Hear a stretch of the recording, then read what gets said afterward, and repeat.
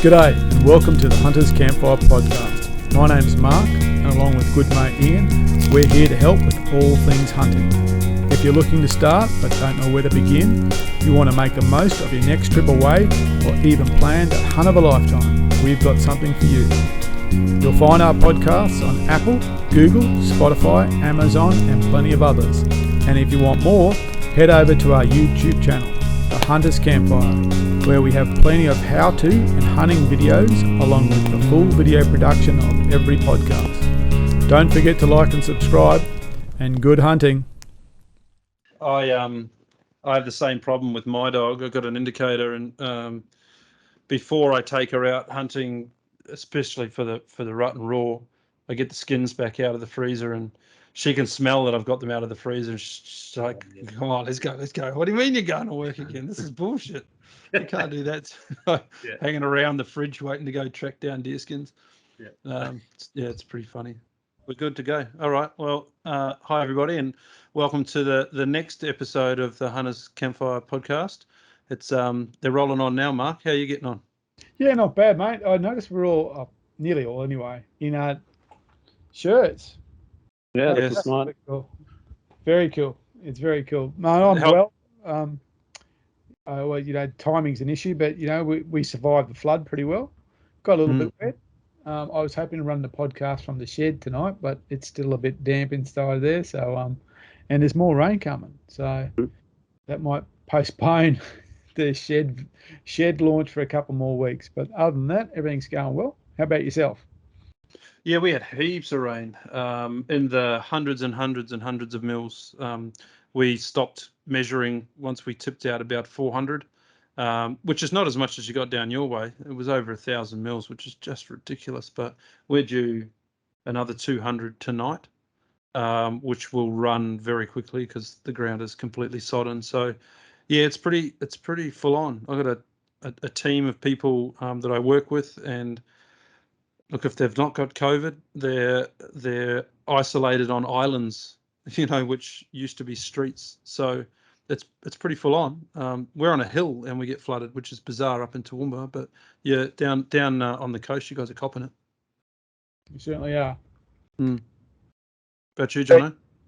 Yeah, same. So where we are, we had over 1,000 mils. It was a bit of a struggle to keep the water out of the house. We were out there with brooms and you name it, trying to push the water away, sacrifice the shed for the good of the house. So push the water into the shed. The drainage just couldn't keep up. So a little bit of damage to some personal belongings, but we got everything of value that was on the floor up and onto higher ground. So nothing that couldn't be sacrificed. So yeah, survived. Obviously, as you said, there's more rain coming tonight. So anticipating some more flooding. The creeks are still pretty high up here. So Brisbane City still struggling. It took me an hour and a half to get into the office yesterday because there were so many road closures. So hopefully people don't struggle tonight and tomorrow with that extra rain. Yep, that's a challenge. And you've come down with another challenge. I have indeed. Yes. So well, before you go there, we should also officially welcome you to the Hunters Campfire podcast crew, because you've been on a couple of podcasts with us, but you're now joining us officially as one of the hosts, which is great. So that's why there's three of us tonight. But in true, well, you're not Australian because we can't hear it, but I was going to say in true Aussie fashion, on your first day of work, you're going to chuck a sickie. Yeah, well, came close to it. So unfortunately, started feeling a bit crook yesterday, and this morning did a COVID test, which came back positive. So the family are all at home isolating. Obviously, the schools have been closed for the last 2 days because of the flooding. They went back this morning for all of an hour and they had to come home. So for the next 7 days, we are isolating at home. So apologies if I'm sounding a bit nasally in that today. But the COVID's hit me a little bit. It's not too bad. It just feels like a cold, to be honest. So hopefully it doesn't get any worse than that. I don't anticipate it will. Good luck with it. Hope you come out of it fine. Troy, welcome to the podcast. Thanks for joining us. No worries. Thank you for having me. Where are you based, mate? So I'm the bottom of Victoria, down in Geelong. So about an hour south of Melbourne. Yeah. Less wet than we are. You'd just be watching the chaos on the news, I imagine. Yes, I'm listening to that and watching the news. Yeah, it does not look good at all. Yep. That's all right. Well, before we get into the podcast content, Mark, did you want to have a bit of a chat about some cool stuff that's going on?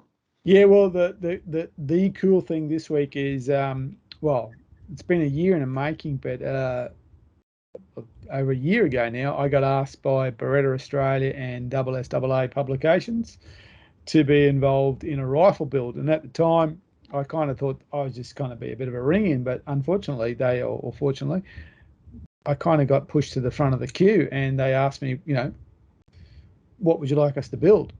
Which caught me by surprise. But anyway, so the process began.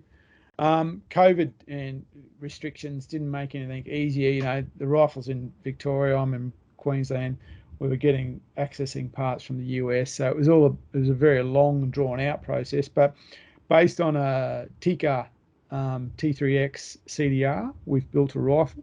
I reckon we should be able to ping a picture of it up somehow in production. So based on that chassis, and of course it's a lefty, and of course it's 308 because I'm a lefty and I love 308, and it's a really lovely looking rifle, and it shoots like a dream. So I've got it I got it just before we went to Severn, and I was really tempted to take it with us, but I hadn't had a chance to shoot it. I said, no, don't do that. Just put it in the safe, lock it in safe, forget about it, come back. So that week we got back, went to the range, sighted him, shoots like a dream. Those CTRs are tack drivers, that's for sure. So it's ready to go. I'll probably do one more range run, and then it's going to the Brisbane Valley with me, and I will see if I can take a red with it. And it's 3-part stories, SSAA. So it'll appear in May, which is great for this podcast because it'll be still current. So the first part will be about basically the design process. The second part will be testing, and the third part will be hopefully successful field testing. Right. And then of course I've got to figure. I suppose I've got to give it back. Well, maybe we'll get another one. Anyway, a little disappointing, but that's the way it goes. Yeah. So that's the big news for me. So Tikka T3X. In what are you able to reveal any more details on that? For those that want to know, there's a picture of it on our Facebook page. The chassis, if you will, is chassis is not a good word. The rifle itself is the CDR, which is a 20-inch and has I think they call it a heavy sporter barrel. It's not a ball barrel or a varmint barrel. It's a heavy sporter, and they're also a threaded barrel. External box mag, slightly different to the typical box mag on the Tikkas. It's a metal box mag, so it looks a little bit different. They do look a little more compact. Replace the stock with a Mesa or a Mesa, depending on how you like to pronounce those things. The model is an altitude stock, which is built for the Tikka, so it's a very nice compact stock. It's got quite a pronounced Monte Carlo type of butt end on it, so it's got a good high cheek piece, which is great. It's running a Steiner X-Hunter, I think is the proper name for the scope, 2-10x50, typical German number 4 style, with a illuminated reticle. Fluted the barrel just to have a bit of fun. Sorry, not fluted the barrel, so fluted the bolt just to have some fun. Put a Spartan Bipod on the front of it, and the way those don't know, the Spartans use a plug-in system, so it's not like an old Harris style bipod. It plugs in and plugs out, and then basically color coded it. The stock had what they call a Mojave pattern on it, and we use that as the base. So the major components are Cerakote FDE, I think it is, something dark earth color, and the minor components are like what they call smoke, which is almost a grey. So the rings and so on are smoke. So you get a bit of a they offset each other very well. Looks really nice, shoots really nice. So that's, and there's a bit of engraving on it just for, again, so it wears up the front of the receiver. It wears the SSAA badge, the shield, and behind it sits the word Indi, I-N-D-I. What that means is basically it actually means a few things. One is it's basically it was a kind of acknowledgement of what Beretta and AA, the autonomy they gave me in it. They kind of just said, do what you want. It wasn't like, here's a list. They said, do what you want. So, it was really I was quite independent in the build. And even when I kept talking to them and I said, I was kind of going, well, what do you think about this? And they're going, yeah, we'll do that. What do you want? Yeah, we'll do that. There was no, well, this is not part of our range or something like that. No, they just went for it, which is really good. The second Indy really refers to, it's an individual rifle. There's only one of them like it. And the third is the rider in me. For those who ever read the Horatio Hornblower series as a kid about swashbuckling adventures during the Napoleonic Wars, the main character sailed on a ship called the Indefatigable, which means never tiring. So it's the Indy, it's never tiring. That was the idea. Great. I can't wait to read it. It's a real privileged position to be able to do that for two great organizations. So well done. Yeah, it was. I actually talk about that. For those who know The Simpsons, remember when Homer made the Homermobile and wiped out his brother's company? It was kind of that was kind of the mind I was in. I was going, this is exciting. I'm going to build a Homermobile and wipe them out. That's it. This is the rifle to end all rifles. Is that what you're saying? Don't build a Homermobile. Don't build that rifle. So yeah, I actually talk about that a bit. It was actually, and his design theory where he drew a stick picture basically and said, build me this, and that was it. Yeah, there was a bit of stress involved. I mean, look, there's 200,000 readers that's going to appear in front of. So there was a bit of stress about. There'll be some people asking you questions. Man, there's no doubt. Everyone has their favourite. People who will tear it apart. There's no doubt. Well, that's good. Well, that's as you say, each their own. Indie kind of. Yeah, that's it. Ties in. So it's individual. It's for you. It's not for anyone else. People have always said, "Oh, why'd you do 308? Why'd you do that?" And I said, because there isn't a place you can't stop in this country and buy 308 ammo. You can't. It's very hard not to be able to buy 150 grain soft points in 308. It's especially in the times of poor supply chains, you can find that ammo just about anywhere. So that was a big part of it. Something, and also of course it meets all requirements or recommendations for a hunting caliber in this country. So you can hunt with it, across the country. That was the idea. Good stuff. All right. Plenty of other exciting things going on around our podcast. Not the only thing is, not being the only thing, having Troy on the episode this afternoon. So thanks for coming. But we've got a huge range of really top quality guests joining us over the next 6 months, really, Mark. We've got such a great list of people, and a shout out to all the listeners, because I had someone contact me not long ago and said, how do you keep finding people? Like, what's the process you go through to keep finding people? And it's really interesting, when you start these things, you do tap into your own, resources and people that to bring people on that are going to be really interesting to listen to. But we're now getting a lot of listeners coming forward and saying, hey, you should talk to these guys, and hey, you should talk to these guys. So what's been really nice is to get that feedback and some of those recommendations. But even just as exciting as us reaching out to some of those people, some of those personalities in our hunting industry, and them being quite open to come on board and have a conversation. So look out for what's coming. There's going to be some great stuff. And stay tuned to it. And optimal time to say pause for a second. And if you haven't subscribed to the channel, subscribe to it. And there's a bunch of social media stuff you should go and like as well, as you normally do with the social channels. That's what we'll say about that. Button Q here somewhere, if we can get that right. Right. Just subscribe. Don't worry about the button. Just subscribe. Yeah, maybe the button will help. I don't know. Anyway. It's somewhere there. Flash stuff, but we'll learn. So let's welcome Troy. So Troy, again, thanks for joining us. Troy from Honker Hunters.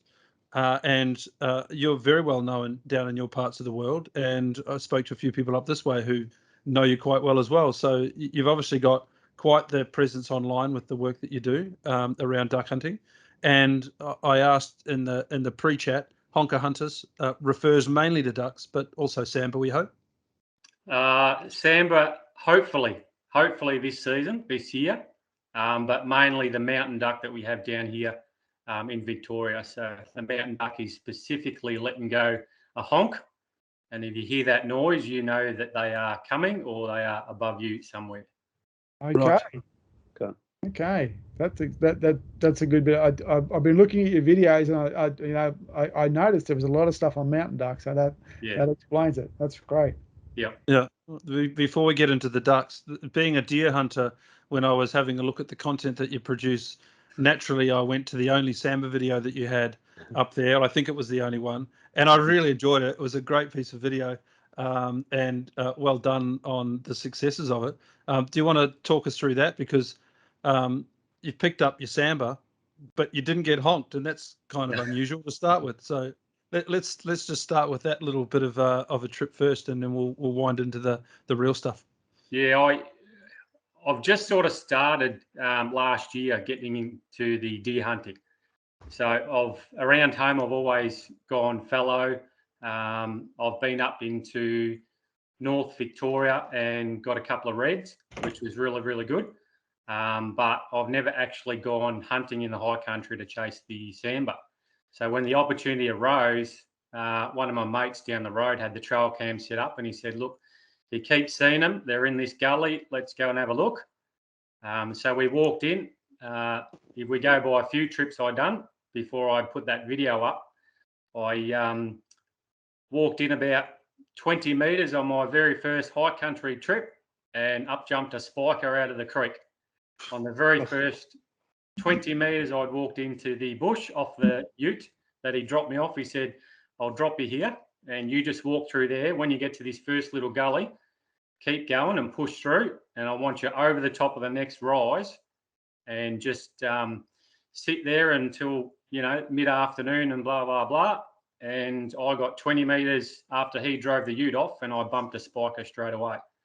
And it ran directly through that creek and straight up over the next rise. And as you guys would know, they make a hell of a racket and frighten the hell out of me for the very first time. So then that was done. We tried other things. So to cut it short, we put trail cams in the area. I tried again, still didn't get honked at. And then that very third time, which I threw the video up, we knew they were in the area. We'd sussed it all out. We'd done everything we could. We put the trail cams out and it paid off. So we worked out that there was feed down the bottom of the gully. At some stage, they're going to have to come there to eat. And we worked out a rough time. And the other bloke that I was with, he sussed out that there was a stag actually laying really low in the creek. The wind was swirling down the bottom.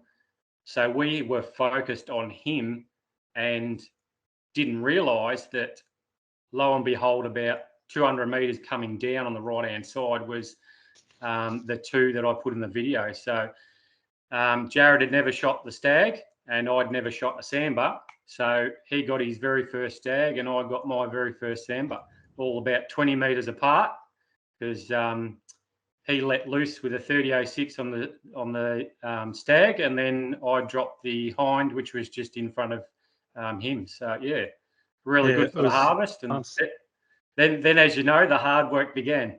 Yeah, for sure. It was. I was just saying it was a really interesting piece of video because as a deer hunter, I was pretty engrossed in the process and what was going on. And the grins on your two fellas' faces when you knocked over not one but the two of them was awesome. Yeah. We were right there in the middle of it with you, so you did a good job of capturing it. And the hard work obviously paid off in the long run. Yeah, well, as I said, like we come up and Jared sort of stopped me, and I was 50 metres from him, just sort of on that slight incline from the creek, and he pulled me up and said, "Just wait there," because he's given me all those hand signals of saying, there is a stag in that creek, just stay back and all this sort of stuff. So we were so focused on the stag that we didn't realise that these other two were coming down. So it was all, And then, of course, it was that minute where I put the GoPro in my backpack about 5 minutes earlier, and then put my phone in the pocket because I thought nothing's going to go off here. I don't want to ruin his very first opportunity to get the stag. I didn't want to ruin that for him, so I made sure that I just sat really, really tight and still, and didn't want to even undo the zip to put the GoPro back on the head. And next thing you know, the other two walked down. So that's why I didn't get that very first GoPro footage or video footage of him shooting it, and me either with the GoPro. So, but there's a lot of meat that we brought home for the harvest, and we fed a lot of people with that one. So yeah, they're big animals, aren't they? Huge. yes, they are. Huge. I couldn't believe it. Yeah, I think we did 5 or 6 trips, I think. Yeah, I wondered that. That Yeah. in the video because you didn't cover too much of that. It was just we're off and we're there. But yeah, great. Jono, have you been sambar hunting? No, not yet. Definitely on the to-do list, but And it's on Mark's to-do list as well. Yeah, so it's something it's funny that the sizing in deer, isn't it? Like, you shoot fallow and then you shoot a good red, you go, oh well, there's a significant difference between the two. When you see guys with the sambar, especially those, not necessarily the big stags, but you get those big bodied animals, you go, holy, that thing's they're wide. The it's back a end of them. the legs, very They're stocky wide. animals. Yeah. Yeah. It's a heavy set That- animal. Isn't it? That one that I bumped on my very first trip up there, that was unbelievable. That was just like a massive cow just running up through the bracken up the hill. That just made a hell of a noise. Yeah, they are big animals. Very similar to my first sambar trip. And I've said this before. I won't go on about it too much, but it was half an hour into my first sambar walk, going up a creek. We'd only just driven the 16 hours to get there, set up camp, walked up a ridge line, closing light. It was in very dark undergrowth, so it was muddy ground, dark foliage, dark grey sky. Light was fading, and this big black stag stood straight up in front of me. And it wasn't a spiker. He would have been, my sambar of a lifetime type stag. Maybe he wasn't. Maybe I saw bigger than I thought it was, but it was immense. But he stood less than 5 meters up in front of me. There was nowhere to swing a rifle, but I didn't have it in me to do it anyway. I was just so blown away by the scale, the size of this thing, and it was behind a tree. Right, so it just ducked in behind the tree, and I could see the antlers out the sides. So, and I've been that close to a couple more since. They just catch you by surprise. They've got such a nerve on them to just hold their ground, and then off they go, and they just, they put it up here. But anyway, it excites me. I'm looking forward to the trip later in the year to get back down there. Yeah, it's great. Yeah, I mean that same trip, after I bumped that other one, I went down over the next gully, and I had one come all the way up, and I kept watching the bracken move all the way up, and I thought all he's got to do is show himself, and then it just went dormant, and everything stopped, and it was dead quiet. I'm like, well, me being inexperienced, so I thought I'll just sit there, and then there was a little bit of movement, then there was no movement, and we just had this cat and mouse game, and I'm thinking, do I go down to him or do I just sit tight? He's got to move sooner or later. And then he moved, and I don't know whether you guys have had it, but I've put it on socials as well.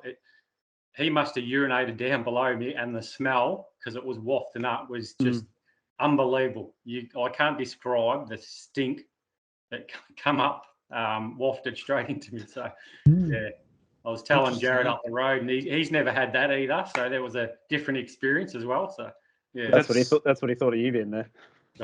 Yeah, that's right.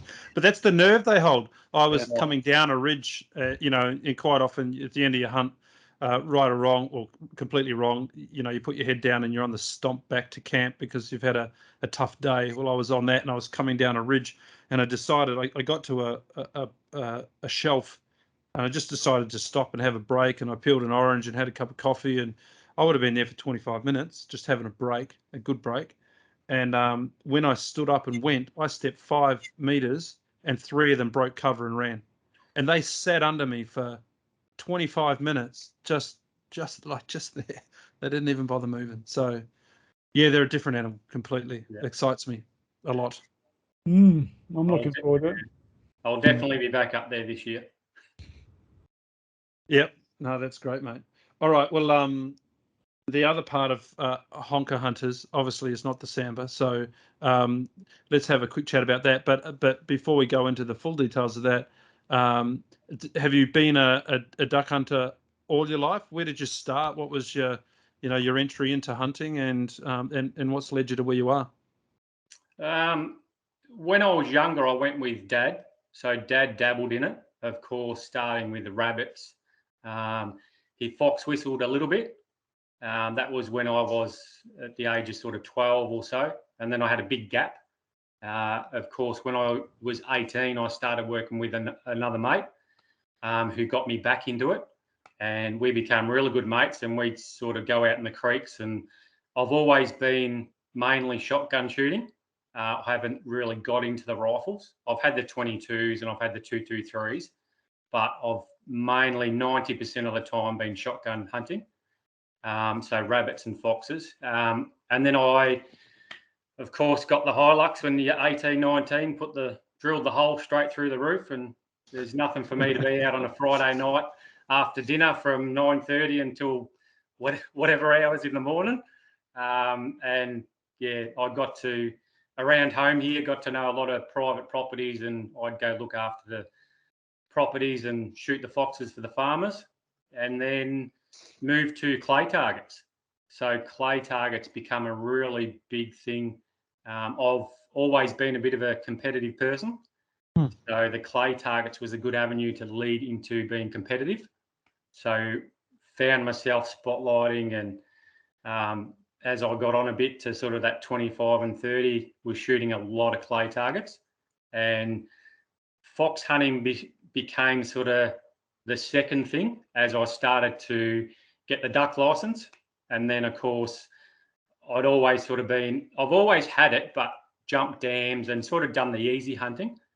It wasn't until a mate took me out actually into a wetland, and then you realise what really happens, and it becomes competitive to, if the birds are flying past, you've got your decoys there, you've got your callers.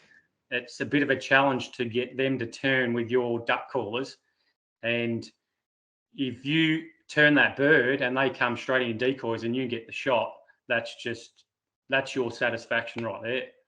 So that's a bit of a challenge. So I took that upon myself to start learning everything about it as much as I could. So learning how to duck call, watching all the YouTube videos, a lot of stuff at the time that I have come from the States, like all my gear and everything, because it's massive over there. So I imported a lot of gear to here, and then it just went from there. Yeah. So that's basically my rundown. And then, of course, then we come to now. So if I was in the wetlands over the years, I've just noticed that the new beginners just don't know how to go about it. As I started to get more involved in the duck hunting, I was shooting the clay targets, as I said, but I started running the clay target club down here. So with Field and Game down in Geelong. So I started running the gun club down there, and then got involved in actually teaching the WIT test, which is the waterfowl identification test. So I was teaching that as well. And going through that, you sort of learn that the new hunters they go and get their WIT test, or they pass that, then they go, well, what do I do now? If they don't have another friend to help them out or anything like that, they don't know where to go. They don't know what to do. So if you're a hunter out in the wetlands, you've got a bloke. I had one bloke next to me one day years ago. He had the duck caller around the wrong way. Was he sucking on it? Without a lie.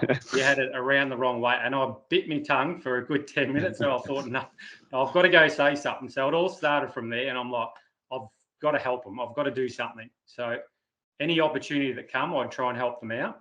And this is where the Honker Hunters thing come up. So I started that last year and just tried to get everyone involved. If anyone wanted to come hunting, I was offering to take them hunting. I'm not going to charge anyone. It's just that if you want to come hunting and I'm going out anyway, then you're more than welcome to come with me. I'd rather help you out and guide you and give you all the knowledge that I know so you're successful out in the wetland or the swamp or the rivers as well, so you can take home your harvest. Rather do that than have you 50 metres away from you, 100 metres away from you, skybusting at ducks, not knowing your limits or not knowing how to duck call, or you've got the decoys at 50 metres and wondering why your ducks aren't coming within 150 metres of you. So I'd rather help these guys out than, just sort of lay dormant, I suppose, and not say anything. Good on you. Yeah. That's I awesome. just think we've got our title, Skybusting. Skybusting. I can write that down. Skybusting, love it. Skybusting. Yeah, well, we had another Victorian, what was it? Scrub cutting. Scrub cutting. We've had worm burners. We've We've had got worm burning. So, yes. I call them skybusters or grinders. Grinders. Yeah, because they're always letting go sparks beside you. So it's just, they're just throwing stuff out there. You know what I mean? Like it's just. Yes. Yeah, That's it. Skybusting grinders. Yeah. Why is it that you think that the new hunter today is so ill-informed? Why are they not getting what you got back in the day? Is it because there aren't any people putting their hands up to help, or what I tend to think is, a lot of people can go and sit an open book test, get some stuff off a shelf and feel entitled to just go and have a crack without putting in harder yards to learn a bit more now generation sort of stuff. Are you seeing that, or is it more the other side that just isn't the support around the sport? Yeah, I think it's just the lack of support. I think you talk about back in the day when we started hunting, we'd knock on a farmer's door and say, oh, you've got a heap of rabbits down the creek. Can I actually walk down there? And they're like, yep, go for it. As you know, with deer hunting and especially duck hunting, if you've got your little hidey hole in your swamp or your favourite spot, you don't want to help these blokes out. You want that to yourself. That's your little private hole or wetland. Down where I am in Geelong, we've got 2 major wetlands, which is really good. But I know myself, there is certain times throughout the season where they hunt a lot better than what they do on the weekends or certain times and all this sort of stuff. So it's probably coming from blokes just not willing to help everyone else. They just want to keep it to themselves. Whereas I'm the total opposite. I'd rather have more people out there and learning off everyone else. So the more people that put their hand up, the better, I think, anyway. With that being the case, so when you see, you see someone, and we won't stick with the guy who had the duck all the wrong way, but what's some of those common, what do you think are some of the common mistakes that newbies make? Back to basics. It's hunting in a wetland with the wind not at your back. It's the sun.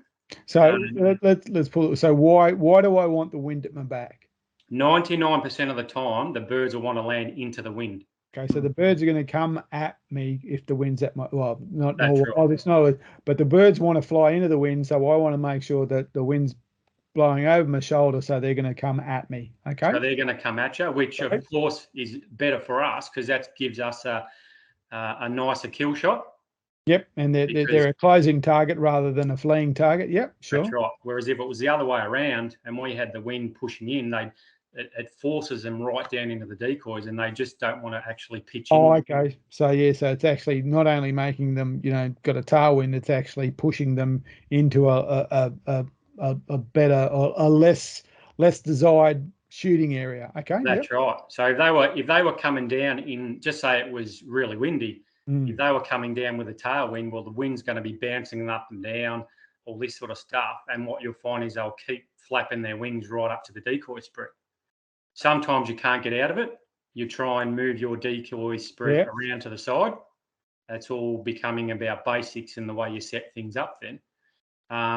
Whereas ideally, if you had the wind at your back and they're actually flying straight towards you, it gives you that prime opportunity to take the shot. But what you find on most ducks will get to a certain stage and they'll be flapping their wings and you might be on the duck calls. And all of a sudden, I know myself after many years' experience that you will get the birds cut their wings. So the minute those birds cut their wings, in your head straight away, you go, those birds are committed to the decoys. So they get to a certain point, they're flapping, and they see your decoys, and then they go, that's where my other mates are. Here we go. So they'll bank in, or they'll just cut their wings. Yeah. And as they cut their wings, they just glide for the rest of the way into your decoy spread. If they go to pitch in and flare out, well, that's your prime opportunity to take the shot, or you take the shot just as they're about to land on your decoy spread. Okay. So for those listening and think about duck hunting, so make sure, primary wind's blowing over your shoulder so that the birds are coming at you. Yep. Okay, yep. cool. Yeah. So what's some of the other, those basic components of that?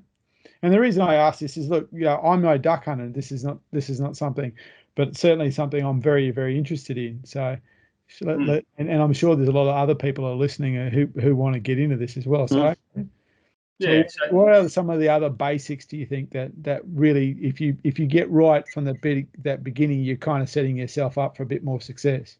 Yeah. So wind is the ultimate. And the sun as well. So if you've got the sun, if you're looking straight directly into the sun, like, you might not be able to actually camouflage yourself into the reeds properly. You might have a pair of sunglasses on because it's so glary. Well, they're looking directly at you. Yeah. So they are going to see that you're going to stand out like no tomorrow. So you want to have the sun at your back as well as a wind in the ultimate hunting experience, or what you would call it, the ultimate setup. And then it comes down to your decoy spread. So you've got to make your decoy spread look appealing, so the other ducks think that it's safe to go and land down there, that they want to join their mates. And then there's all tips and tricks as well to set your decoy spread up. So I'm doing another little YouTube clip on now, or you can run a basic U shape where you've got a massive kill zone in the middle. If you've got a little bit of side wind coming on an angle, you can run it in a bit of a J shape. And then there's a few other techniques you can run as well. So with the decoys, is it a volume game? The more decoys you have, the better it is, or can you decoy with a smaller number, or is it doesn't not worth your while? It gets very, I don't know the word for it, but if I go through, say, the start of the season, the birds are flying around. You could have a big volume of decoys, and they're going to come in and feel safe, and they're going to land straight with you. Mm-hmm. But as the season gets on, well, there's more hunting pressure. So they get a bit wary and they get a bit flighty. So that's when you want to be strategic and start playing around with your decoy spread. So I go sometimes as low as 2 decoys. Oh, okay. Yep. I go as low as having 2 black ducks out there just 2 meters apart. That way they just feel totally safe. There's another 2 over there. Let's just either fly past for a look, or we'll come in and land with the 2. So especially when you go up to New South Wales, where you're on the rice fields. Yeah, the rice mitigation. Yep. So towards that, like, they're under a lot of pressure to keep them off the farm. So I find myself running what I call a 3 and a 5. So you'll have 3 over one side, you're on a 45, and a 5 on the other, which leaves a really good kill zone in the middle. But also, whatever angle they come from, you've got the opportunity to take birds. So, and are you putting the spread in a specific pattern? Are they facing into the wind? Is there to try and bring them in that way, or is there an art to laying out those decoys? Not when you think there's a lot of hunting pressure. It's basically put them out at an effective kill range. So for all the beginners and stuff out there, you don't want to actually put them out too far, but you want to put them out far enough that the birds coming from behind you, maybe over the reeds, are going to see them, or from the side or above and things like that. So normally about the 20, 25 metre mark is safe, because you can effectively take a shot at 30 with no dramas for beginners and things like that. If you put them out further at your 35, 40, well, some ducks will land short of your decoys. So they'll cut their wings way back. So they cut their wings at, say, 60, 70, but as they're coming in, they might land another 10 metres behind the back of your decoys just before they hit the water. Your shot is actually at the 40 metre mark, which, as you know, with a shotgun, your spray range might not be as effective. So you want to bring them in just that little bit closer. Yeah. Okay. So different decoys, different spreads. But that comes down to, I suppose, someone teaching you. and going along with someone that can show you different techniques and different spreads, watching YouTube and going through the whole lot. Yeah. And with those decoys, so are we talking about the floating kind? Because I know there's lots of different types of decoys. There's the ones that actually move and things like that. So and look, I've wing shot, but not in Australia. I've wing shot in the UK, and that was on well, not it's England, so it's not particularly dry land, but technically dry land. And so, the decoy that they used, it was like a carnival. There was ones that were spinning, and there was ones that did flapping, and they used some decoys were actually dead birds, just put up on a frame, and then they had, the artificial decoy. So, are we primarily talking with you? Are we talking about floating ones, or some of these move, or anything like that as well? Mark, were you saying that they were shooting a bird and putting it on a frame, or no, is this they one they got out of the freezer? They'd have an old one. They freeze them. So they freeze the birds. So they got like it was like a carnival, mate. There was like there was these ones that just basically spin. They're just like two plastic birds going, and there was other ones that basically were just like a flick, and then there was the typical bird with a spike that you just shoved in the ground. But then there was these ones that were a wire frame, and they'd get an old bird and like literally kind of peg it out like it was coming into land type thing. So its little wings were out like that. It was on a fly. That was a real animal. Yeah, well, not a live one, obviously, but they more used, realistic. Yeah, that's it. So and they used all sorts of different types of decoys. So decoys were really, and this was again on land, not floating. Yep. So really interested on the decoy pattern and the type of decoys you use too. Yeah, so if you're talking about all those, I've probably got most of them. Carnival at Troy's place. I basically do. There's spinning, what we call spinners. So spinning decoys, where you can put them on a pole. I've got the ones that actually float. On a floater that you just let them, and they're just like on a little pontoon. I've got flappers as well, and I've got what they call butt-up decoys with a circulating pump underneath. So there's I was just seeing someone frown on that as if to say, obviously it's a diving duck or it's a feeding duck. And was it move something? Does it? No. So basically, if you grab a decoy and you cut it in half and then put it tail up. Yeah. Right. So the bum is sticking straight up out of the water. Like the duck is like. Underneath the actual circulating pump just recirculates the water and spits out a tube just below the tail.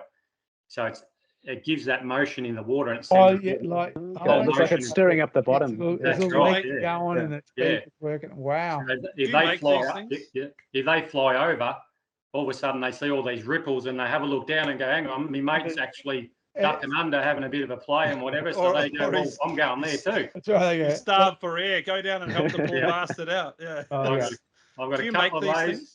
Do you hack these things in half and put these pumps in? Are you coming up with these ideas, or are these all store-bought options? Back in the day, I tried everything. What's the wackiest one you've made then? It'd probably be that. It'd probably be that. Yeah, that's probably I brought little pumps off because it was so expensive to get these things from the States. Yeah. That you try and manufacture something yourself. So I cut my own decoys in half. I brought pumps from eBay and fish tank tube and tried to run it myself. And I'm a plumber by trade, so there was silicone getting bogged in everywhere. And everything was going in. I had the kids pull out the back, test trialing them. And okay. Wow. Far out. Little tornado tubes from, I think it was the UK off eBay. I got those. And they actually clip underneath the decoy. And they've got like a little submarine propeller that takes a D-size battery. So you can actually clip these under your decoy and throw them in the spread. Of course, the little submarine propeller just goes around and then they scoot around your decoy spread. I've tried absolutely everything. I've got to ask, do you show up at the wetlands and, there's old mate over there and old mate over there and you're like, look at these amateurs, and you start throwing out this crazy set of decoys and just one-upmanship. Does that happen? It's like the Christmas lights, right, between your neighbours.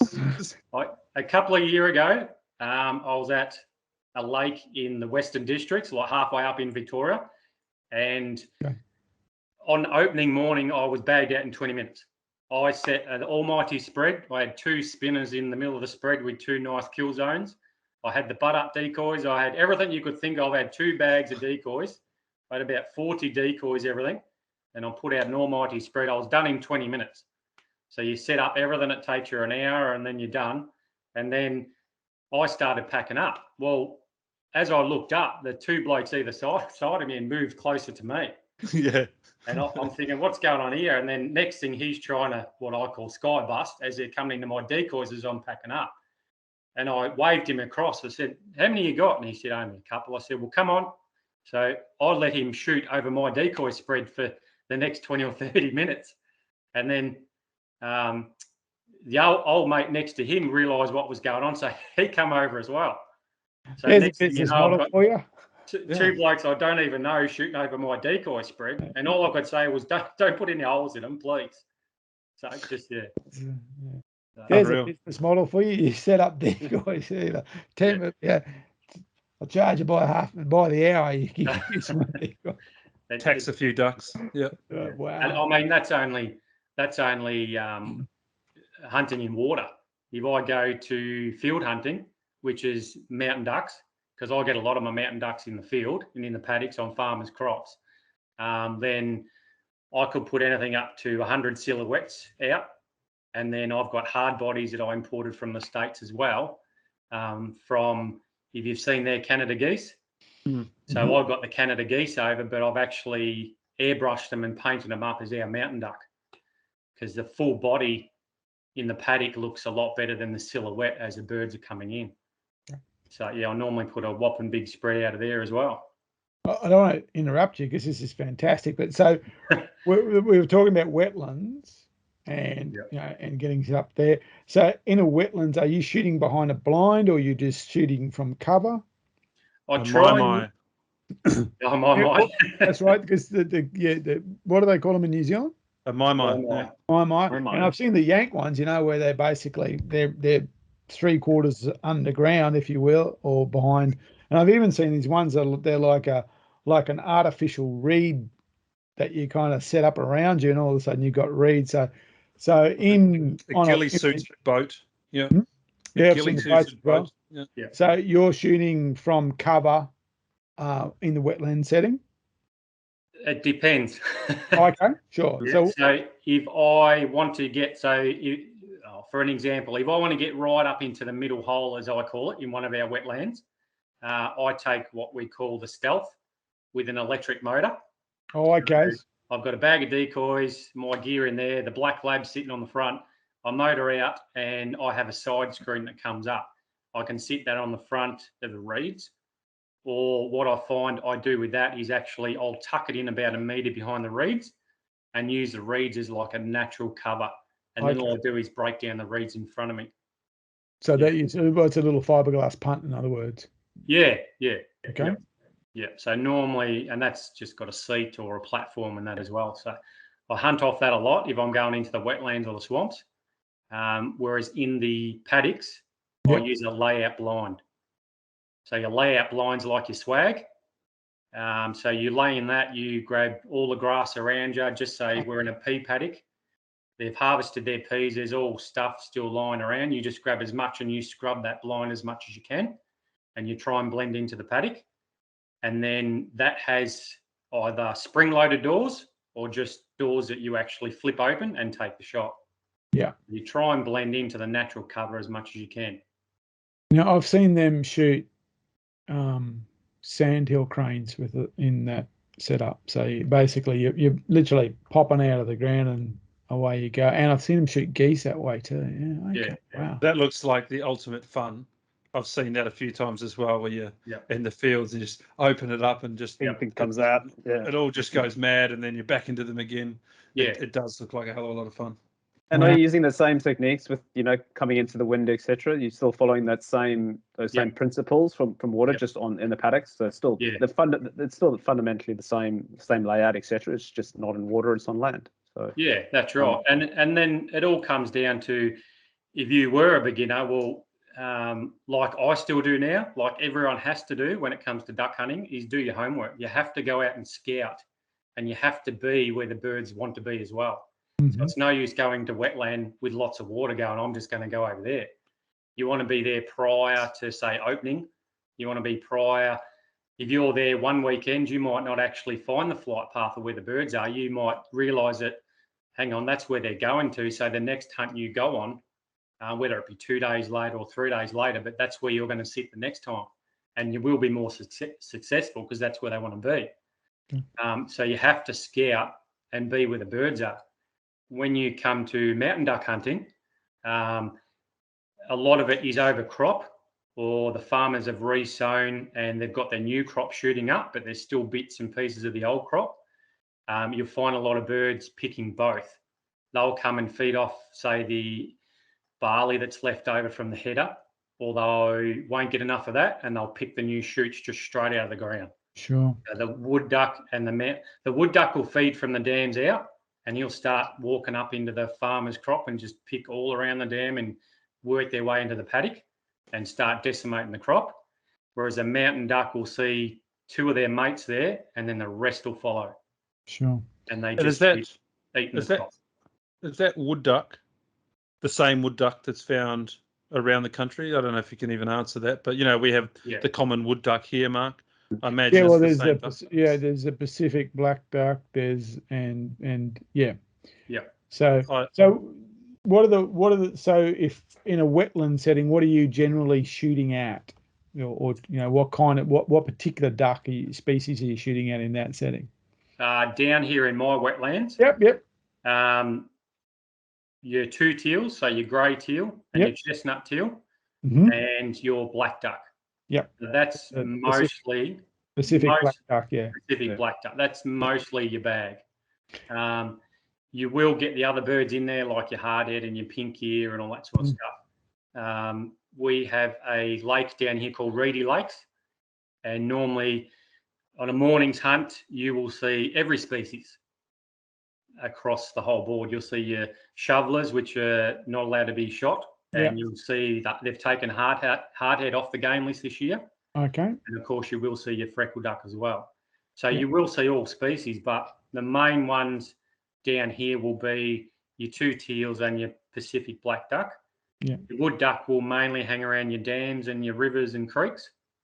And then your mountain duck tend to just float around.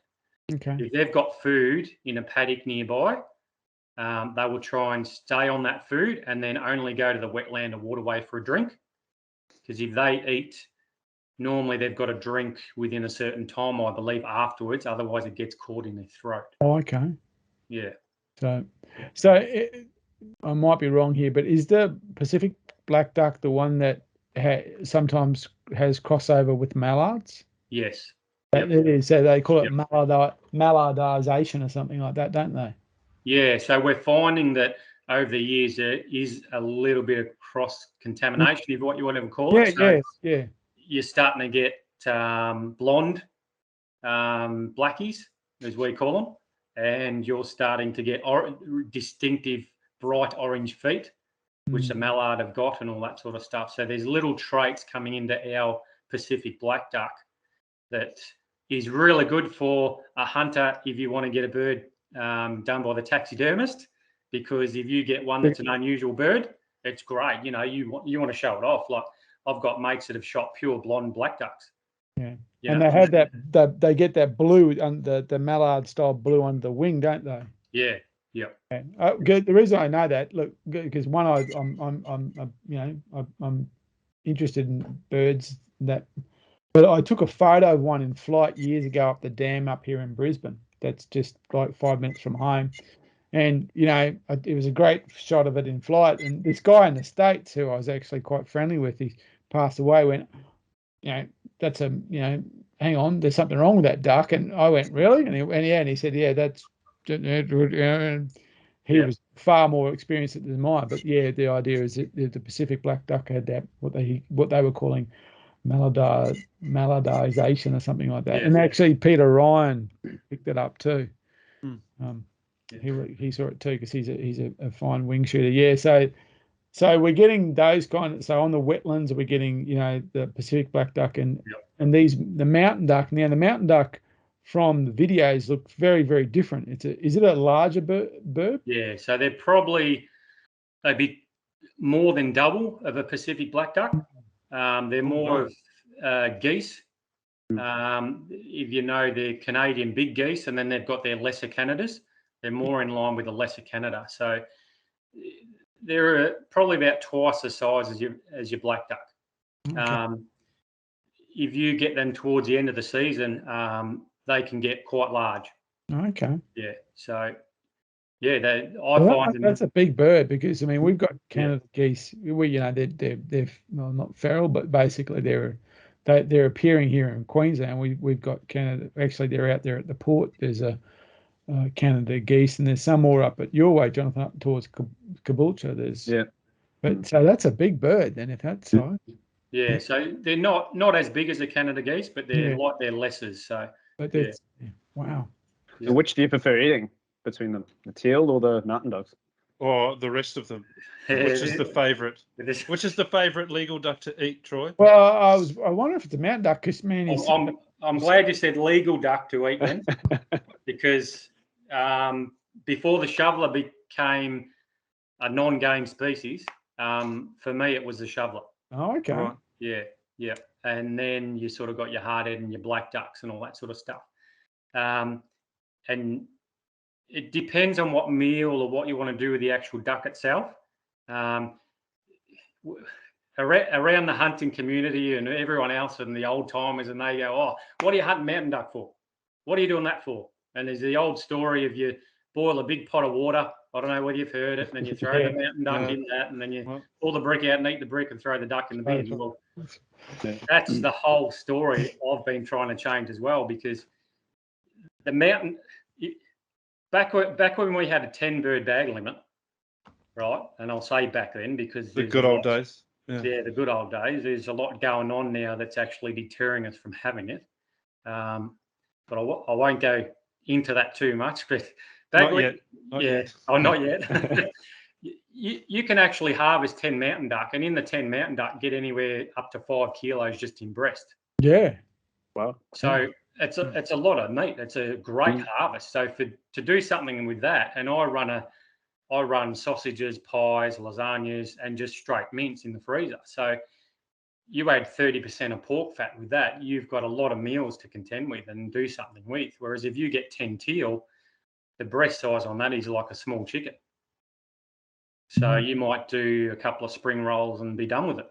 So for me, a good harvest is taking the mountain duck. The mountain duck, if you put them in the oven, yes, they will go tougher for me. They're best cooked, I reckon, slow cooked. I've done a YouTube video on slow cooking the legs.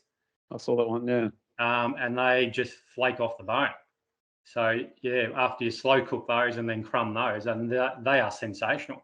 So anything involves slow cooking the mountain duck and doing, all that sort of stuff, they end up great. Have you tried a sous vide? No. Interesting. So that's like I only asked because I got one the other day to try and take the toughness out of a hare, and it worked amazingly. So it's worth it, and they're not expensive. If you go spend $100 at Harvey's and get yourself a sous vide machine, put it in a bath of water for a couple of hours under the watchful eye of the machine, and tell me what you think of that. But if throwing the black duck in the pot of water with a brick is the common recipe, where does that rate with wood duck? Wood duck are fine. Everyone tells me they're crap. No, I don't believe that at all. No, excellent. When you go up in the rice fields in New South Wales, most of your birds will be blackies or Pacific black duck, grey teal, and wood duck. And I bring them all home. Wood duck, yeah, they are fine. I don't have any issues with them at all. Yeah. It's funny, isn't it? Because it's just weird how the different experiences with game meat, and you wonder if it comes down to the fact that once upon a time some bloke had a bad one and he told everyone about it, and then that was the end of that particular animal as a game meal because someone had a badly cooked one. Like when I was in the UK, so I've hunted pigeon, pheasant, and partridge, and you tell people you ate pigeon, they look at you like you're a hobo. It was really good. Oh, I love it. They're good. It was really good, and we had them as just breast medallions. Yep. Fantastic, and you did. What you got was. And I wonder, part of it is when you get a bag, this is only my reflection on pigeon shooting.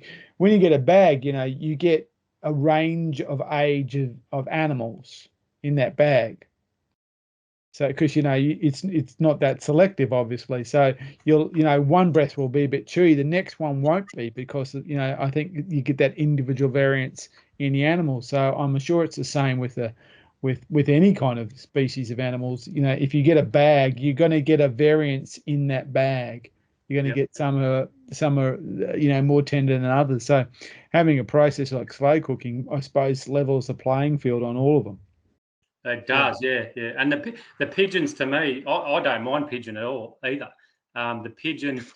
You're thinking of feral pigeons. Yeah, I'm thinking of those rats and wings that shit on everything. Yeah. Oh, they are, but if you get the right ones, they're actually quite tasty. Yeah, well, unfortunately, me picking the right one's probably going to go the wrong way, and I'll end up hating pigeon. Mark's going to cook me some pigeon. You don't want to be knocking them off King George Square in the city, But if they're out there in a farm eating grain, they're probably well fed. Well, that's why I ask about the wood duck. Not that I can shoot a wood duck here in Queensland because we're not allowed, but since the floods, over the last couple of days, I've now got a lake out the back here that's holding a dozen wood ducks, and I look at them like the Wile E. Coyote does the Roadrunner, upside down, ready to eat. With steam coming off them as if they've come out of the oven. I always wondered what they'd taste like, but I can't do that because that would be illegal. But I look forward to trying one when I come down to shoot some ducks with you, mate. Well, the last wood duck I ate was up with the rice a couple of years ago, and the bloke I went with actually did them as poppers. Oh. So, he put prosciutto around them and put some Philly cheese or cheese in there, and he put some jalapenos in and wrapped them up and put them through skewers. So yeah, the most things taste good. Yeah, that's right. So a lot of the pink ear that I get now, because they're the size of a pigeon, they are tiny birds. You only get a little medallion off the breast. A lot of those go into poppers and things like that. Yeah. And that rice meat, so that stuff in New South Wales, basically, that's an extension of the R license, isn't it? No, it's on private property, so you can have your G license, your game license. Okay. Yep, because as long as you've got permission off the farmer. That's right. Because you're on private property, yeah. And then of course you've got to have your wit test. You've got to have your G license and also the mitigation permit for the farmer. Yeah. And you have to have completed the wit test as well. And the Victorian one carries over to the New South Wales one, or the South Australian carries over. Yeah, as long as you do have the wit, then you can actually fill out to grab your G license in New South Wales. Yeah. But if you've got the R license, does that give you the G license? I think it does cover. Yeah, it does. Yeah, R license covers general. Yeah, that's right. Game or whatever it is. Yeah. So that's it. So if you had your R license, you could do the wit test. Now I know that. Well, before COVID, they were coming up every so often to Queensland to run that test. Yeah. And I might got this wrong too. There was also you could almost there was a system where you could nominate and they would actually help you connect you with farmers. Was that the case? Yep. Yeah, correct. That was for the rice stuff. Yeah. Yeah. Yep. And that's is there a similar arrangement in Victoria on the grain properties, or is it all private? And it's I don't know, what would you call it? It's really hard to get onto the private properties unless the farmer goes, I need help and I've got an issue. And then he might start looking for hunters. Of course, there's normally someone that knows someone, it's word of mouth. and then he might be able to actually try and apply down here to get a permit because a certain duck's decimating the crop or he's having trouble and things like that. So, yeah. So let's talk about that as an option. So is that so? If I was going to Victoria to hunt, and there was the private land, is the permit something I apply for, or does the farmer own the permit and then he looks for someone to execute the permit? Yeah, if he doesn't execute it himself, he can outsource it. Okay. As long as say if it was me, he's got to actually name me that I'm carrying out the permit. Okay, so basically, like the root tax. Like the root tax. Yeah. Yeah, and then there's a process. Yeah, exactly. And then there's a process that I will put into place when I'm carrying the permit out. Like if there's any neighbours involved, I've got to notify them. Yeah. I've got to notify the police when I'm taking it out and all that sort of stuff. So there's a little bit involved. You can't just rock up on the property and take the permit out. As long as everyone knows what's happening, you're pretty right. And who would set the bag limit for that permit? Is there a bag limit, I guess? And would that be set by the DPI or the farmer themselves? They say, I just want 500. No. So he will just basically say that he's got an issue, and then they will send someone out. Okay. And then they'll assess the property. So say out the back of Victoria here, there's a lot of pea crops, bean crops and things like that. So there's a lot of issues with the mountain duck because that's their favourite food, the peas and the beans and all that sort of thing. So a lot of farmers out there will be always looking for people to come on. So if he had an issue, of course, a hunter would then go, yep, righto, blah, blah, blah. And then he would actually apply for the permit. He's got why he needs a permit, how much crop he's got, what type of crop they're decimating, what time of the year they're doing it. There's a lot involved just in the paperwork. And then he'll send that away and then they'll send out the assessor to actually look at it. So he could come out once or twice, or he could come out the once and go, yes, you've got a problem. And then he will allocate a certain amount on that permit. Could have lost half his crop by that point. That's right. It's a process. And it's something that the farmer needs to put in place earlier than too late. Like, can it span seasons? It only lasts for 12 months. Okay. Yeah. It's normally a 6-week process. So I know a farmer down the back here that decided to have, well, not decided, he had a problem. And then by the time he went through the process, he was asking me for help. And I couldn't do anything about it until he had the permit. And then by the time the process was all through, the crops were actually shooting up too much, but it was already done and dusted. They'd already ruined the shoots to a certain extent. So they've got to sort of, and the blokes that always sow those peas and beans, they know that it's going to happen at a certain time every year anyway. So they preempt it.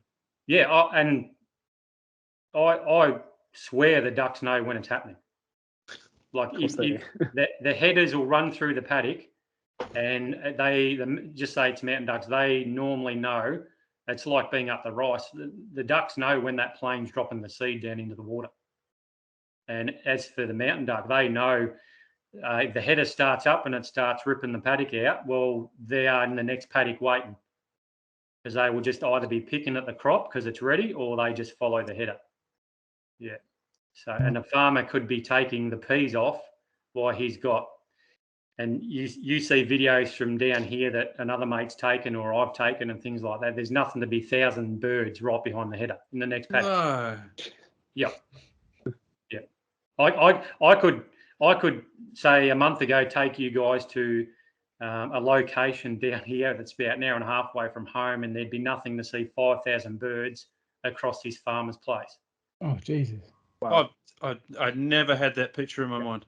Yep. No, yeah, I don't see that. You just don't see that. You don't. Well, Yep. You don't picture in your mind that kind of volume of animals. That's right. Yeah. And it's not until you take someone there that they realise that, oh my God, this farmer's got a problem, or I didn't realise there was this amount of birds. I mean, you must be able to do about 1 trillion sit-ups if you're in that blind, popping up and down with 5,000 birds. Yeah, well, Can you that's imagine?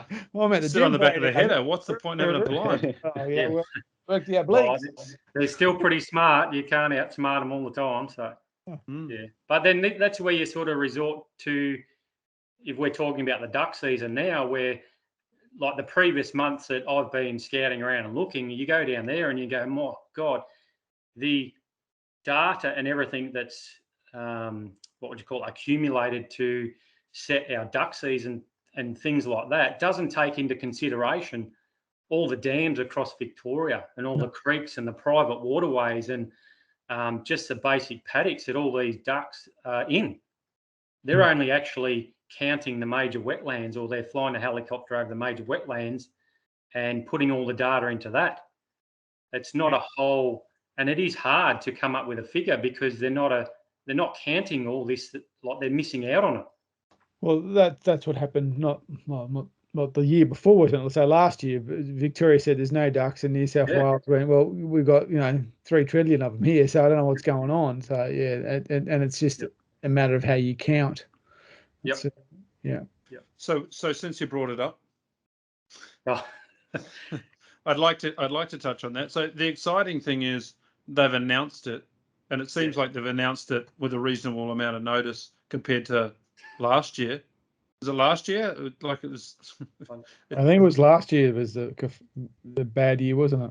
Or the year before, yeah, one of those. But so they've announced it with a four bird limit per day. Yes.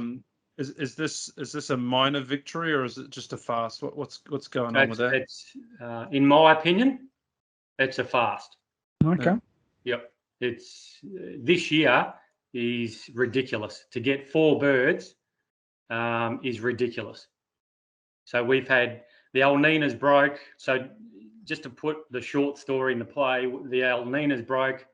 We've had wetlands fill up. They've had a lot of water across Victoria, up into New South Wales. You guys know the amount of water that's come across you guys up in Queensland. The whole eastern side of Australia's got water. And then they collaborate all the data and they still say we can only get 4 birds. Well, last year we got 5 birds and it was drier. Yeah. And So I mean, how does that work? and this wet's not new. This is what, the second season, really, isn't it? Yes. I remember, going through, especially going down to New England last year with the family and seeing grain piles like I've not seen. Literally, you come to a grain silo and around that silo is these massive blue tarps. With all the We stuff. saw that on the way to That's Pilliga, right. remember? Which is That's right. rain everywhere. And it's just like been going. That's like months of that. So that was what? Well, that was December a year ago. 14 months ago. Yes. It's like that. So and it was wet then. We actually, when we hunted the Pilliga in December, the first day we came in late. Darcy and Simon around there, and it got hit by 40 mils while they were waiting to get in. So the amount of rain is huge, but we've all seen that. That's why there's so much ground cover. So it's obviously there's a political component at play here in regards to duck hunting. Yeah, for sure. Yeah. Yep. There was a great post by Barry Howlett during the week. About this call for the season and some of the political stuff that's played. I'd recommend people jump over to the ADA website and have a look at that. It was really well done from Barry. So yeah, it's worth a look for sure. But it's a problem. But I don't know what you do about it. We sit up here and go, well, we don't have. Yeah, we've got nothing. 4 birds, like that's. Yeah, it's one of those things where, us sitting back here, you only get told a certain amount of things.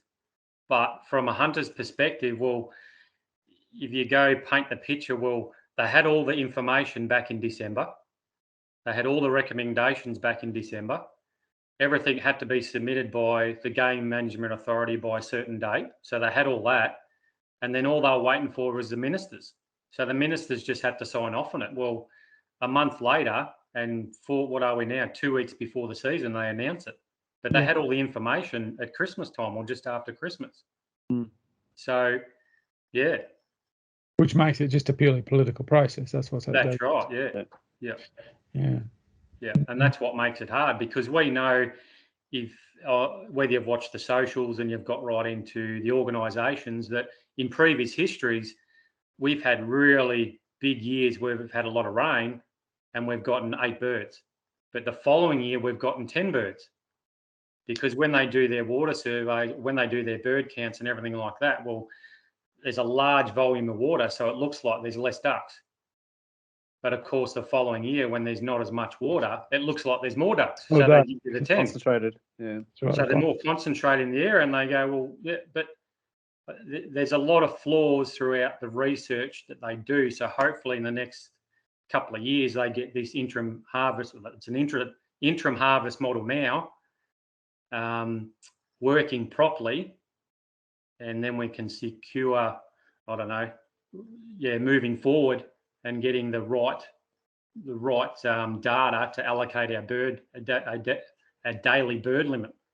So is that what New South Wales uses? They use that model because they use a wholly different model, don't they? New South Wales, I do believe, do the helicopter surveys and things like that. Yeah. Okay. Because I know South Australia's announced their season and they've got an 8 bird limit. That's right. So they're double what you guys have got.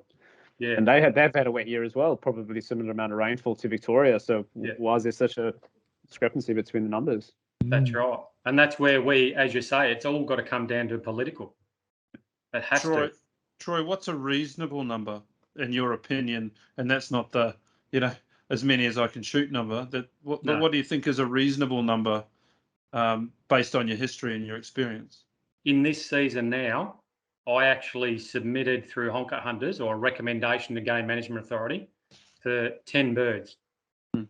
And the reason I did that was through my experience, because I said that it's enough, or it's sustainable enough for the average hunter to go out and harvest 10 ducks.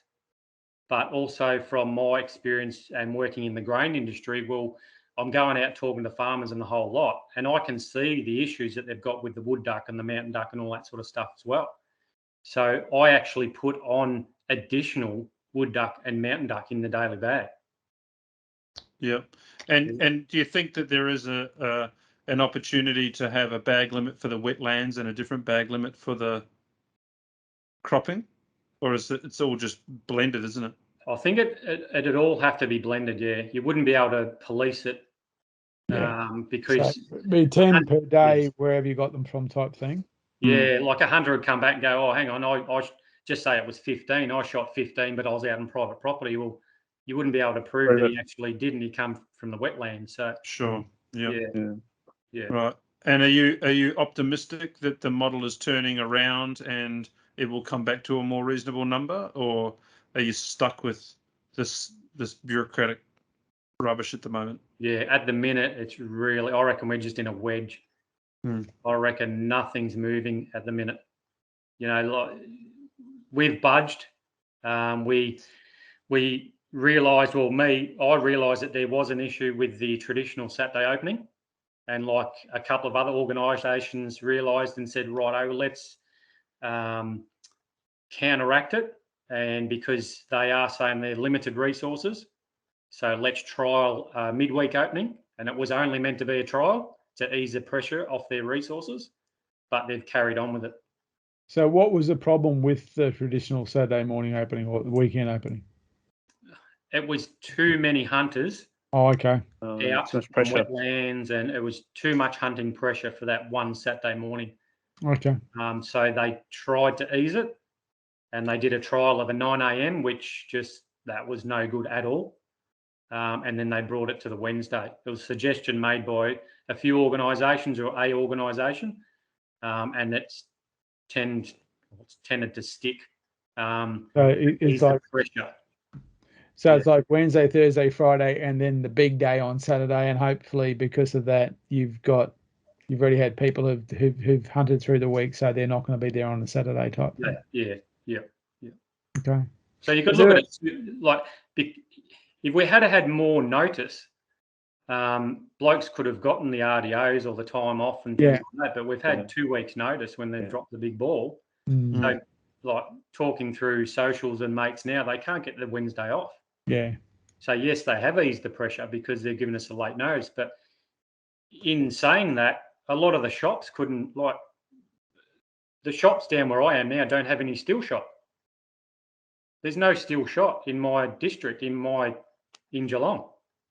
There's nothing. Like blokes are going to Melbourne and pilfering what they've got left. I had a bloke go an hour down the road and he got 3 boxes, and that's meant to last him a full 12 weeks now. So he's going to have to travel to Melbourne and try and find steel shot. So if we had known a month ago or 2 months ago, the shops could have ordered in or organised it. And the economical factors that come into play are just huge. And considering what the supply chain's like at the moment too. Yeah. We're not certainly in a period of abundance, so it would almost be impossible. Okay, so with that opening day, is there a restriction on the number of hunters that's allowed on a wetland? No. So you could be a free for all, and you could have shot landing everywhere, basically. Yeah. Yep. kind of like, You sort of know as you could. I've been in a situation before where you've got in there in the morning and you set everything up, and then you didn't realise that old mate was sitting 50 metres away without the head torch on, and you're very close proximity. But yeah, normally everyone would say something and you get along and you make it a morning. You make it sort of an event. Yeah. But of course, down here in Geelong, you have the other issue too, where you've got high vis walking in front of you and blokes waving flags and whistles and the whole lot. yeah. So that becomes another problem. And they're not meant to be on the wetland before 10 o'clock. And they tend to find themselves on the wetland before 10 o'clock because they think they can get away with everything. And they do. So there's another issue there. Yeah. It's pretty big down where I am. Like, I don't hunt the 2 major wetlands down here in Geelong on the weekend at all. Oh, okay. At all, because and all the locals know, like, that you're just going to run into trouble. That's it. Not, I won't say trouble, but you are going to be hindered and harassed. And there's been circumstances down here where they won't let you down to the boat ramp. They've blocked it off and they're sitting there in deck chairs. There was an incident here 2 years ago where she claimed that he ran over her, which was actually false because luckily he had a dash cam and you could see it on the dash cam that was incorrect, but she played it out as if that was happening. So we're continually battling every year with those guys. Yeah. It's a tough one. It's a real tough one. It's huge. Yeah, and you can't see that going away. You know, they're not going to lose their passion, their drive. That's not going away. That's not going. That noise is going to continue to play out. Yeah. So, if I want to go down, what about? Let's talk a little bit about gear. Yep. So we've got decoys, and we've got the cavalcade of decoy shapes, including bubbling bum duck decoys and things like that. So I like shotguns, but generally the smallest thing I shoot with a shotgun is a pig. So that's my kind of idea of what a shotgun is. So what's your kind of gear do you use in terms of shotguns? What's your? I noticed you got I noticed the hat that you're wearing. Right, yeah, the hat, yeah. I've been fortunate enough that OSA gave me a hat and a couple of things, so it's been really good. But yeah, I just put a video up on YouTube. I just got the Moroku to use this year, which is the Moroku Sporter, the MK70. So I'll be using that this year. Last year I used the MK70 in the camo. Yeah, so that's the normal go-to gun. I just use the camo gun. I don't know why. When you pick it up, it just feels a lot better than having the timber stock, because if you're in a swamp, yes, your hands get wet or whatever it is. So the camo sort of has that rubbery sort of grip on it. Oh, okay. You tend to hold that a lot better than the timber stock. Yeah. So 12 gauge shotgun. You've got your waders. If it is really cold, of course, you're going to put your jacket on. I wear gloves, face mask, and a hat. And then I've got an array of duck callers, depending on where I go. So in saying that, as I said, depending on where I go. So if I am going into the 2 wetlands, well, of course, there's going to be the black duck, the teal, and things like that. So I'll make sure that I've got those callers on me. Whereas if I'm in the field, it'll just be mountain duck callers and maybe a black duck caller. Okay. And are you using traditional callers or using electronic callers? No, traditional callers. Yep.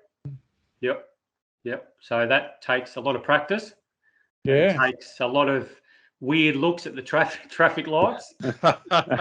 Pull up next to one and My dog loves them. Yeah, they think you're doing all kinds of weird stuff at the traffic lights, or the wife finally yells at you in the next room, "Can you shut up, please?" It's just, yeah. So that's when you know you've got a problem.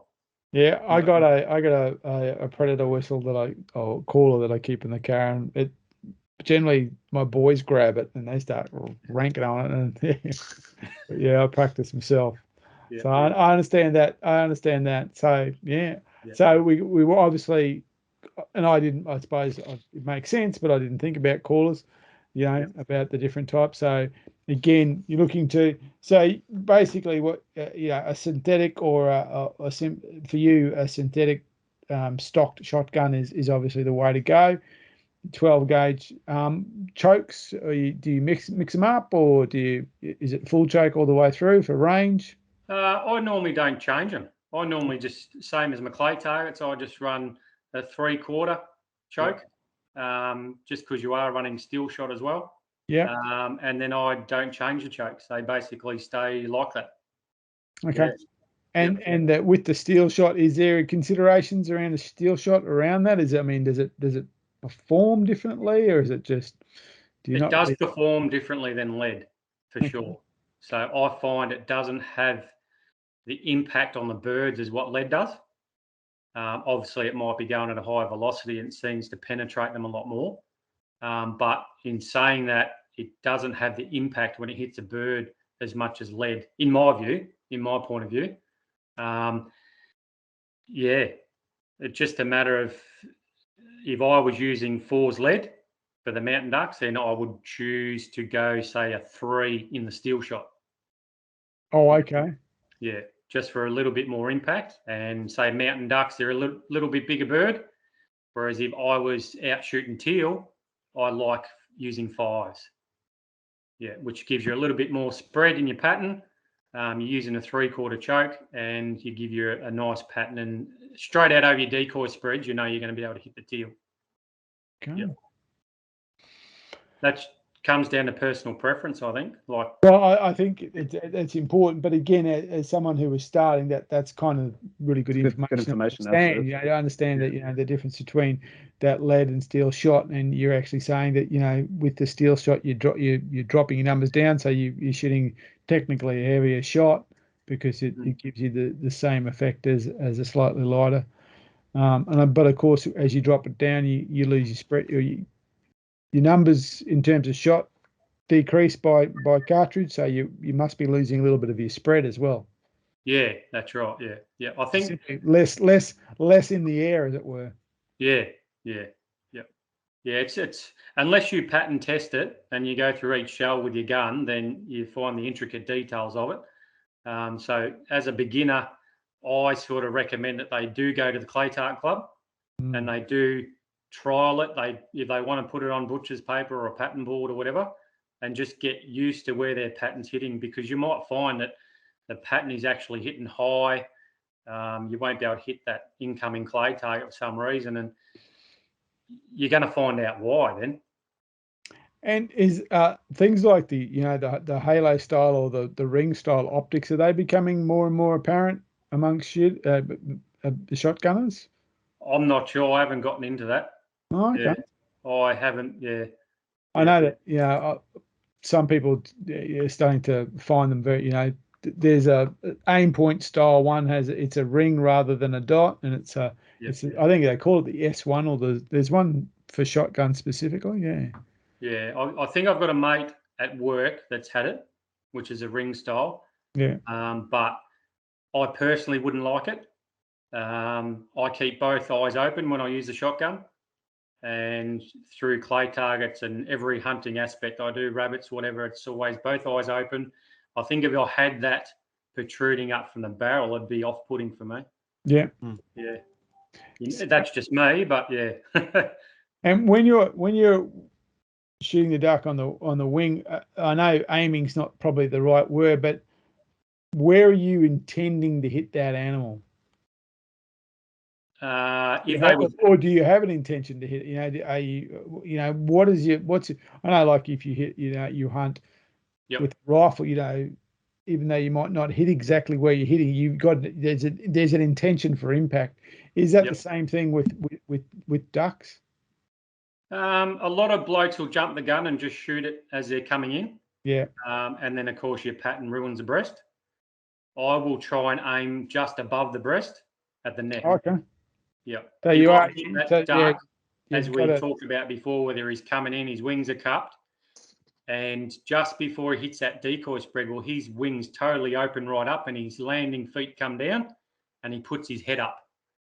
And it's right at that point you can actually put the shotgun on his breast, but by the time you pull the trigger, it's actually just above the breast in his neck area, and you're going to take him straight out. Okay. Because I remember a good friend of mine, he was hunting geese, and I said, how did, that's a big bird. And he goes, oh, you aim for the head. So it becomes, it's actually quite a small bird in a lot of ways. Yeah. So that's it. Yeah. Okay. And it's the same as if the birds were going sideways as crosses. That's when I aim right on the beak. Oh, okay. Yep. So when they're crossing, I'll aim straight at the beak, depending on the distance they're out. Yeah. Got to give a little bit of lead, of course, but 99% of the time, I'll either be on the beak or just in front of it. Yeah. So I'm actually going to hit them from that upper wing forward. Yeah. Okay. See, I mean that's gold. There's a hell of a lot of us, me included, can visualize what you're talking about there. So basically, you're trying to take above the breast out. So then you're obviously retrieving the best amount of meat. And yeah, for sure. So with meat retrieval, do you generally take the whole duck, or are you breasting it? How do you go about the meat retrieval? I take everything. Okay. Yeah. Like mountain ducks get stripped down. I take the back legs out, the breasts out, the whole lot. Yeah. I don't take the skin. It just depends on what I want to use it for. Okay. If I want to roast the whole black duck, well, I start plucking away and go from there. Teal, skin on. Depends what you want to use it for. Okay. So, and you got one of those crazy, diabolical plucking machines. You see that? What's wrong with them? What's wrong with them? That was invented by a madman. He kind of went, Oh man, we had one of those out the back shed my entire childhood. The duck plucker. I put my hand on one of them more than once that I shouldn't have. I didn't get the duck plucker. I used my 2 fingers, or that's when you know you've got the claw after about 10. They just seize up on you. But I did get the bird hitch. So what's the bird hitch? So the bird hitch is, how do you describe it? I'd have to actually show you. Actually a wedge-shaped aluminium tool. So if I've got my hands like that, if you can imagine, I grab both wings and I actually slide the bird, so he's belly up, okay? His belly up and his head's facing towards me. And just as our point of the neck there, I actually slide that down onto the point and I drag those wings back towards me. And as I drag that back towards me, the hitch is shaped like an anchor and it actually pops the breast straight out. As you drag that back. Use it off like that type thing. Okay. Yeah. So you could do it that way as well. The benefits, if you go up into New South Wales and you're taking out the mitigation permit and you bring a lot of birds home, that's well and good. But here in Victoria, you've got to bring them back with a wing on. Oh, okay. for identification purposes. So even if you use a bird hitch, you're still going to actually have to cut a wing and bring that back as well.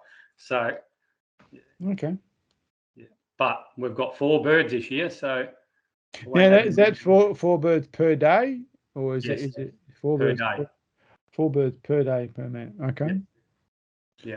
Right. So, as much as I want to keep going, we're at nearly 2 hours and we haven't covered the important stuff yet. Like what? Do you know what, Mark? Do you drink service station coffee? Okay. The from big a vending machine. The big questions. Not an espresso. The big questions. The big questions. Okay, so that was for you, Troy. Will you stop at a servo and drink dollar coffee out of a machine, not an espresso made coffee? This gets to the middle of the man. Oh, look, he's loading that question up. It's unfair. He's wasting. So the question is, do you drink service station coffee? No. Okay, that's it. Okay. He's a Victorian. He's not going to. Do you drink real coffee? I'm Victorian.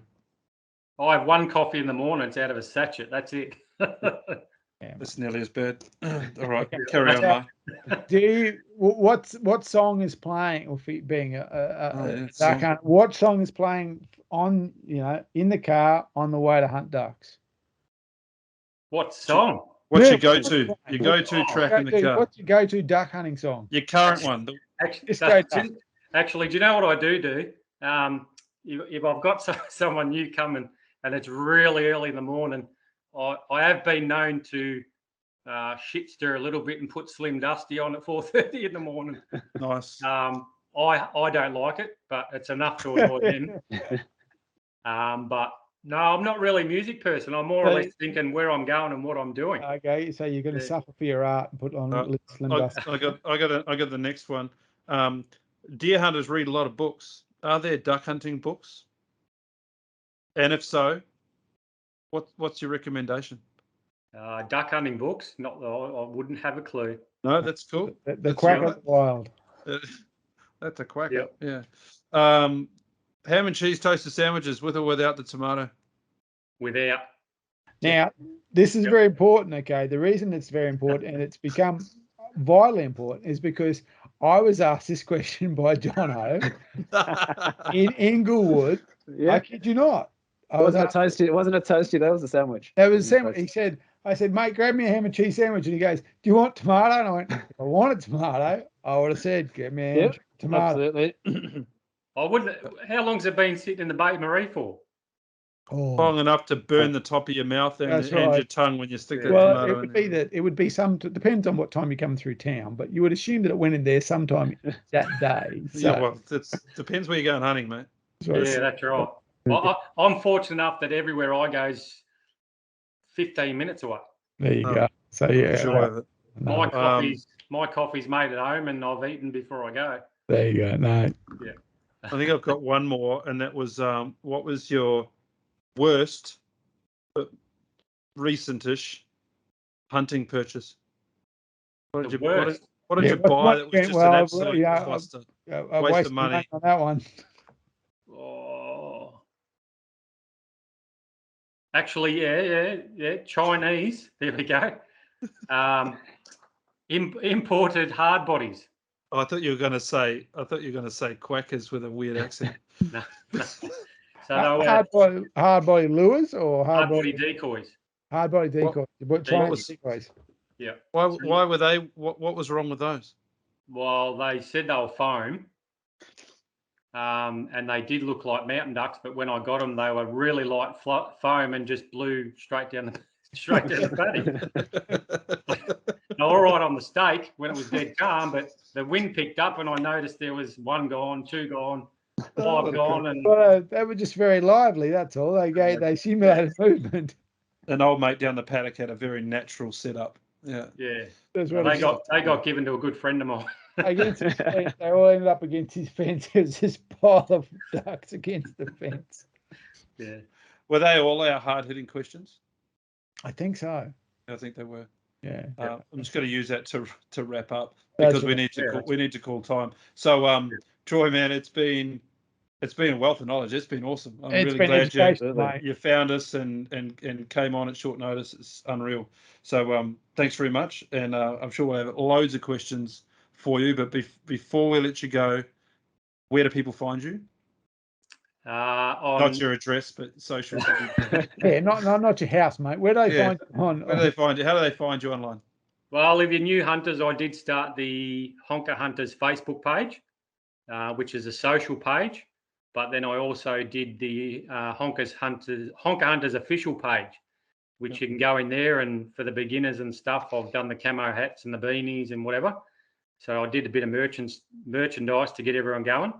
And then also I've just started doing the YouTube channel. So yeah, tips and tricks, and I'll try and do some as I go along through the season to help all the new guys out. So yeah. Awesome. So get along to those pages, get a bit of support and a like and a subscribe and those sorts of things happening. And same on our pages. That'd be great. Mark, anything from you to wrap? As I just said, it's been 2 hours of me asking you questions about duck hunting, and look, and I've really appreciated it. It's something that I'm interested in. As I said, I've done some wing shooting, but not in Australia. But it's something I want to get. I want to get to, and it's been great to find out some of those. Just for someone who's never done it before, those basic questions. So I much appreciate you taking your time to explain those things to a complete newbie. No worries. Jono? Yeah, thanks very much. Very, very insightful. I've done a bit of wing shooting in the past overseas. When I was new to Australia, I did my wit test almost straight away, but haven't been able to actually use it. Get down to New South Wales, just didn't really know what to do, how to do it. So it's been very, very insightful. I've liked the page already, followed up. We're going to start following some videos and hopefully get down to Victoria at some point. That'd be good. Be good to have you down here, and I can take you out. Yeah, well, look out for the three fellas in matching shirts coming your direction. I'll go practice my sit-up, so. Oh, yeah, no, it's going to be great. All right, let's call it. Thanks very much, Troy. Yep. Unreal, mate. Yep. Enjoy the rest of your evening, and we'll talk to you soon. No worries. Thank you very much. Thank you. Thank you. Cheers.